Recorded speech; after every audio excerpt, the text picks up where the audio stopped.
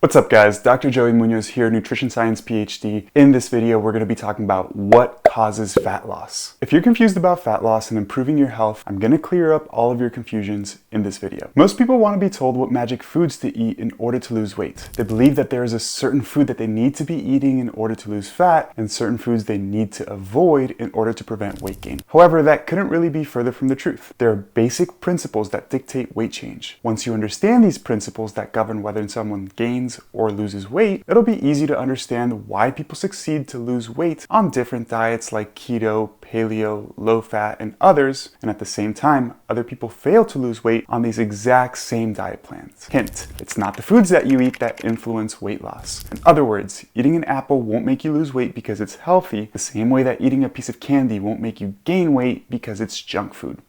The variables that influence weight gain or weight loss are complex. However, they can be summarized into a concept that we call energy balance. Changes in your body weight, whether it's gaining weight or losing weight, boils down to the concept of energy balance. The reason that all weight loss diets can work is because of this concept. The funny thing is that even some of the most prominent sources of nutrition information get this basic concept wrong. Let me explain it to you. But first, please tap the like button. It helps me a ton and it only takes you a second. Okay, back to the video. Your body is a biological system that allows for energy to enter and exit. The energy coming into your body is from the food you eat, and the energy leaving your body is from the energy required to keep you alive, regulate your body temperature, and move around. In the simplest of terms, energy balance is the balance between how much energy enters your body, which we call energy intake, and how much energy leaves your body, which we call energy expenditure. We report the amount of energy coming in or out of our body as calories, which is simply just a unit of measurement for energy, the same way that meters are a unit of measurement for length, and pounds are a unit of measurement for mass. If your energy intake surpasses your energy expenditure, your body will store the excess energy as body fat, and you'll gain weight. This is what we call being in positive energy balance. On the other hand, if your energy intake is less than your energy expenditure, then you'll lose weight and your body will tap into stored energy sources such as body fat to make up for the deficit. This is what we call being in negative energy balance. Lastly, if your energy intake precisely matches your energy expenditure, your body weight will remain stable. That's it! The concept of energy balance is really that simple. As previously mentioned, energy balance is the variable that explains why different diets are effective for weight loss. Whether someone loses weight following a ketogenic diet, intermittent fasting, or literally any other diet, they did so because they created an energy deficit. In other words, the total amount of energy that they consumed was less than the amount of energy that they expended, independent of what type of diet they followed. The exact same logic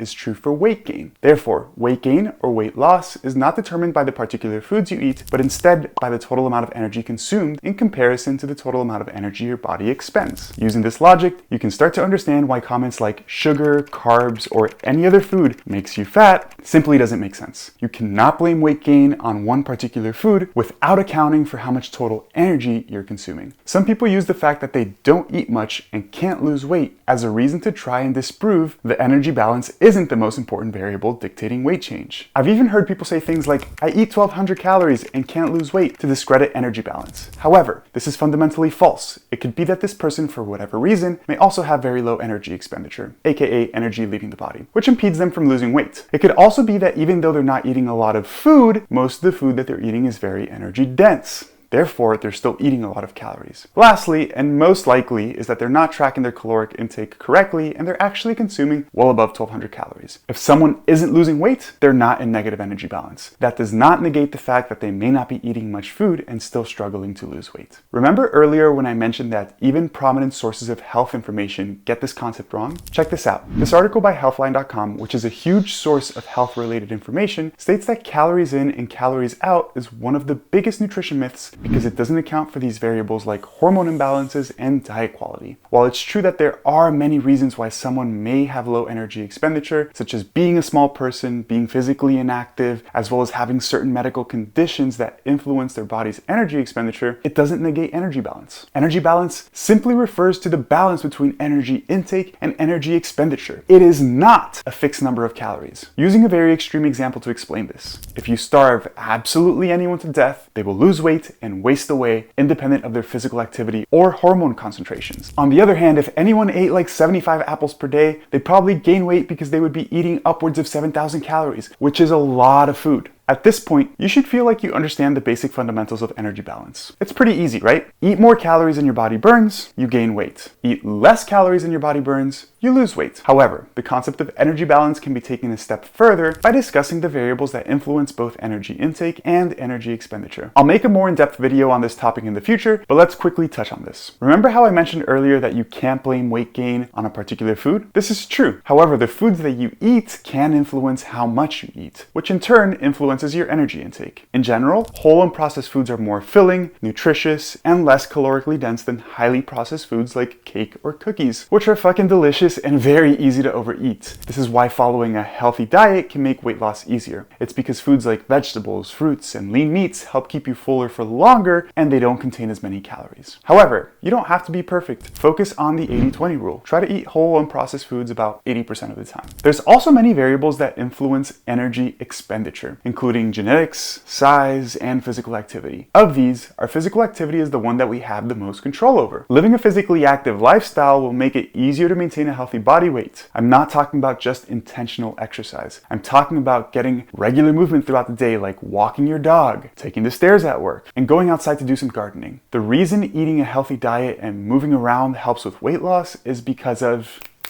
come on, say it with me, energy balance. All right, you may be thinking, all of this sounds great, but how do I know how many calories I should be eating to lose weight? I'll be covering this topic in next week's video, so make sure to hit the subscribe button and turn on the notifications so you don't miss out. Also, if you want to learn more about the science of fat loss, make sure to download my completely free ebook. The link is going to be in the description of this video. Anyways, guys, thank you for watching, and I'll catch you guys around next time.